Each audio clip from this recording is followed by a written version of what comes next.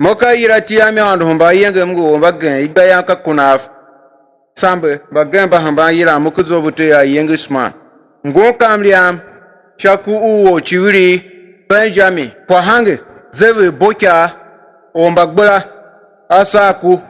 kana hatsombo na oyelem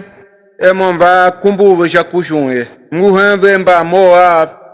tengu wosgate teso yoyue banati oluka special ayaka zego tehem jongo tefa yo team taking bitanongo alias tegeri se ungwana mliama kule andu himba ode kuya karo wakbula tomburu boka batimi o taya de zahana nguze boka kwakukongo horo bashi kumakuga Kwaghhange tinora kwatishie alikatanda tera o Dzever mana resident na urukona konya ene anda si jagba ichwa imbagbera Kwaghhange gene amba eve ana emba o konya koro menwagbera tomboro bocha batimi o traya Dzever dana tengu Dzever bocha kwakukongo horo bashi kumakuga Kwaghhange tinyola kwatishie alikatanda tewela o Dzever mana president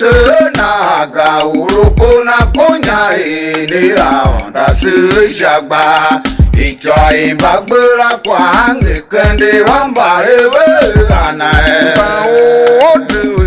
kuya koru mwagbera tomburu boka batimi o traya Dzever dana tengu Dzever bocha kwakukongo horo bashi kumakuga Kwaghhange tinyola kwatishie alikatanda tewela o Dzever mana president naga urukona konya ene aonda si jagba ichwa imbagbera Kwaghhange kende wamba eve ana emba ode kuya koru mwagbera tomburu bocha batimi o traya Dzever dana tengu Dzever bocha kwakukongo horo bashi kumakuga Kwaghhange tinyola kwatishie alikatanda tewela o Dzever mana president naga urukona konya ene aonda si jagba ichwa imbagbera Kwaghhange kende wamba eve ana emba ode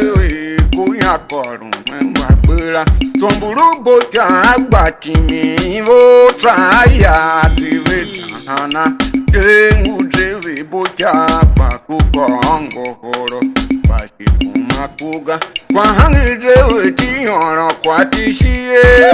alikatanda tewela o Dzever mana president naga urukona konya ene aonda si jagba ichwa imbagbera Kwaghhange kende wamba eve ana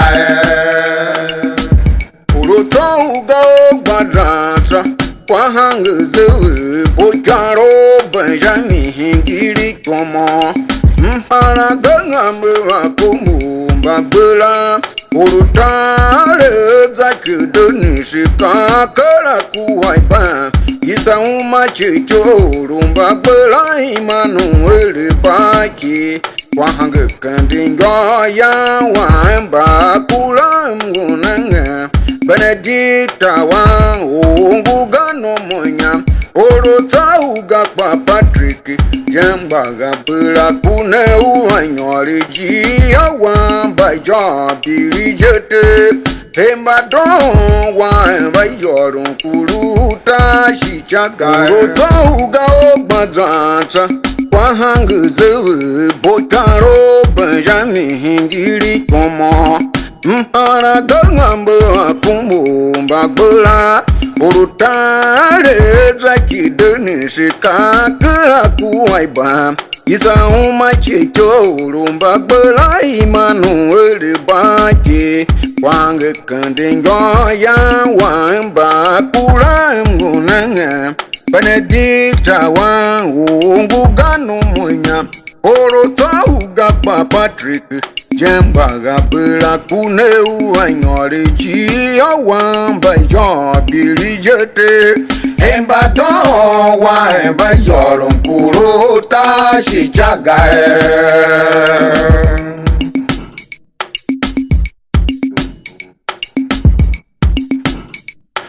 Oluchiri Benjamin Kwaghhange Dzever Hondo emba yemewe Ombo ya mabera Onya Kwaghhange ma Kwazena sedo wanya yon Wanane kwande anjula sa Nyagba ya tire hondo emba fana ese Ange tote wene bangu ne kweze o anduru ojime Kwaghhange Dzever lone kange Pamane nangwa minem desuwe Wanshange wayo enem desuwe Ayanga unga beji waruni luga Umoja bure tese Kwaghhange odivanga Oka pe yembe warune kambata Oro de bomne urumbata ewo anetiga Pastor Dzever Hondo emba Dzever angba enkana na pe ugane chile na ikondo Madame mbenyi wana zeke wane uteture nyagba enu ya Ayengesman Dzever Ayengesman Dzever Kangusha ose wane wana uwanya Madame Pirisha so amaseve Taka chen yongo tsaya febi ante yema Tsaya umache shika shaimya Oluchiri Benjamin Kwaghhange Dzever Hondo emba yemewe Ombo ya mabera Onya Kwaghhange ma Kwazena sedo wanya yon Wanane kwande anjula sa Nyagba ya tire hondo emba fana ese Ange tote wene bangu ne kweze o anduru ojime Kwaghhange Dzever lone kange Pamane nangwa minem desuwe Wanshange wayo enem desuwe Ayanga unga peji waruni luga Umoja bure tese Kwaghhange odivanga Oka pe yembe warune kambata Oro de bomne urumbata ewo anetiga Pastor Dzever Hondo emba Dzever angba enkana na pe ugane chile na ikondo Madame mbenyi wana zeke wane uteture nyagba enu ya Ayengesman Dzever Kangusha use hone wana uwanya Madame Pirisha so amaseve Taka chen yongo tsaya febi ante yema Tsaya umache shika shaimya Adunguwe paolayo mananevero jaigoso Oyina kwenjuwere Kaucha umbagen vatsure nyabageme Wambacha tenenge wayo hambe Benjamin Kwaghhange Dzever kange changu zanape Ozeidi gala igbayo share pande Oyare igbakuwa wangado so sanjega Sena zongo kugata nongo Yo share ne wa paiwa sene luga Madame nena wa maseve Tere Hondo ere ne kasha shimana Kasi hoke sanya Chokura kasi Ojaiko Kwaghhange na wambacha magretengo Talumba teru posuo Mazei manue Kumekum singishe Uta echirechi na pakekese Rosemary o wanta bunde Okela te yangiraga Ombade gwazadoga Ofe yang Ena na pegadoga Nyenenge mekane wa emaseve Guga ove lumo chacha Wabagen do wana kwenju wele Onda za Kwaghhange Dzever pememe Cholumo yisento Cholumo zoku awaga Mafe oro Soronga imanu dugu mbayiyo Madame Doshimaka Petalo sene jenere Arunguwe paolayo Bananewero jaigoso Oyina kwenjuwere Kaucho bagen vature nyabagame Wambacha nenge wayo hambe Benjamin Kwaghhange Dzever kange kamu zanape Ozeiji gala ibayo shae pande Oyare gbakuwa waengado so Sangajega Sena zongo kugata nongo Yoshae newa Paiwa zindeluga madame Mena wa maseve Tere hondu erende kasha shimana Kasi ogezanya chokura kasi Ojaiko Kwaghhange na wambacha magretengo Talumba teru posuo Mazei manue Kumekum singishe Uta echirechi na pakekese Rosemary o wanta bunde Okela te yangiraga Ombade gwazadoga Ofe yang Ena na pegadoga Nyenenge mekane wa emaseve Guga ove lumo chacha Wabagen do wana kwenju wele Onda za Kwaghhange Dzever pememe Cholumo visento Cholumo zoku awaga Mafe oro Soronga imanu dugu mbayiyo Madame Doshimaka Petalo sene jenere Inikule kaya piraga Honorable chasi uchasa Embio Jozinda tango zana Shagba urumsu tire abo Shahongo Watume peshima dembe nete do tume uga Suwe wanshange wayo uja ewanana Amai monyo jenge maba itivi Mama aji yangobe Uduwe nengire wajenshi kaituma chana Yosha elu andungu sha yosha Rono shaga jemani uyo Nyomde wambaga juana Kundam yo sachia umbuga pita umbuga Wana panyi ekumbo Nyomiluwa rapacha itiwe wayo Rapacha nepatse chimbe zenda Utomba zenda Waumbuga Emlomonyi aekuko Kwaghhange Kwelelu Waimbanuge Yo jala Uapogule semagenyi Tile ushangu yuwe Saondu yoje Wavojala de ulenga Lole sefane na Ngugambe nane Emsa yo nyia Saimo yo pare Danso kukai bumbe kwa uloko anare Dewo yo gakada yo Umachegbe pambe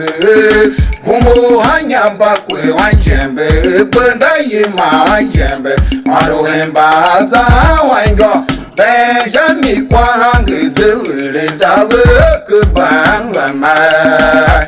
Nikule kaya piraga Ono buchasi uchasa hembi ho Jodzinda tango zahana Shagba urumsu tire abo Shango Watsume kashima dembe Tinene tedo tume uga Desuwe wanshange wayo uja Ewanana amanyomya jembe Magba ikiri Mama haji yangwa bile Uduwa nengile waja Sheka ituma chana Yosha elo andongo sha yosha no shaga jemani woyo Nyonde wambaga kuwerana Kundam yo sachira unguga pita unguga Wanapanyi ekumbo Nyomiruwa lakpa choy tiwe wayo Lakpa jene batse chimbe zinda Utomba zinda wa unguga Emlumonyi kuko Kwaghhange Perelu wanjanuke yo Jala akogule semagenyi Tile oshangu yuwe Saondu yuke Wabuchara de ulenga Lolese fanena Unguga menane Emsa yo nyiansai moyo pare Danso kukadume kwa uloko anare Dewo yoga kada yon machebe pembe Gumbo hanyaba kwe wanjembe Benda yema wanjembe Maruhemba za wango Benjami Kwaghhange Dzever Dzever kubanga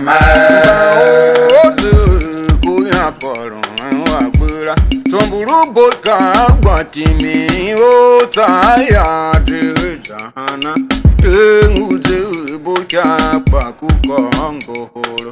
Bashikumakuga Kwaghhange utiora patishie Alekezana tewera o Dzever mana President naga uruko na konya ene raonda se jagba Icha imbagbera Kwaghhange kende amba ebe anaemba ode kuya koro wagbera Tomburu boja watimi o taya dehana Tenguze boja pakukongo horo Bashikumakuga Kwaghhange utiora patishie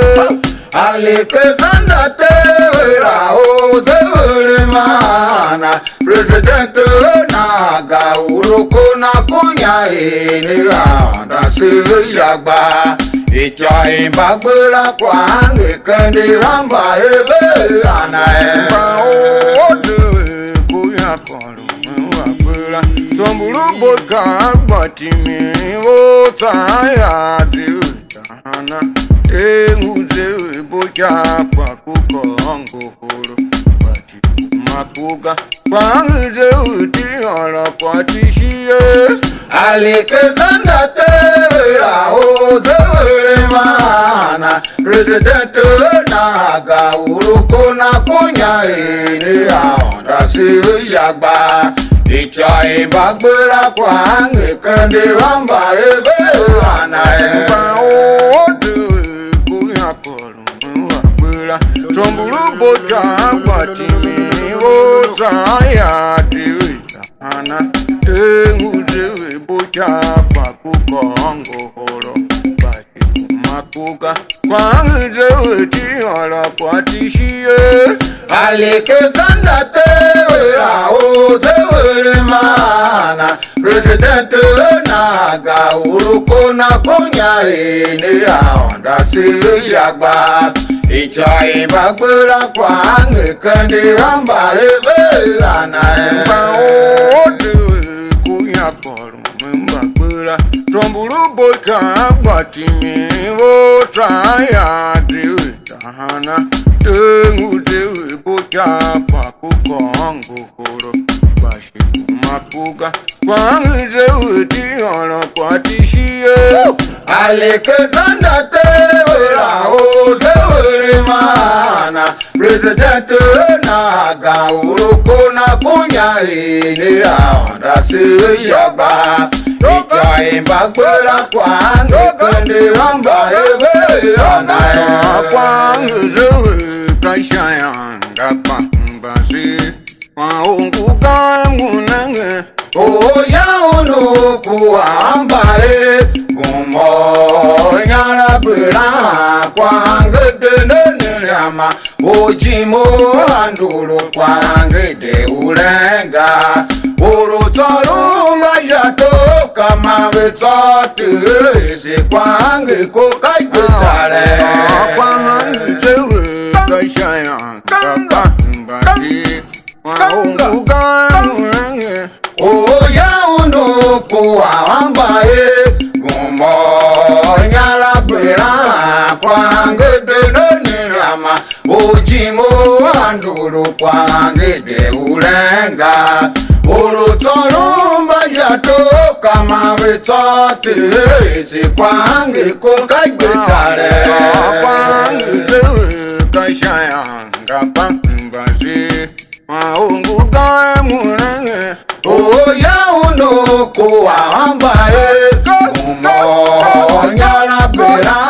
Kwaghhange de nyama ojimo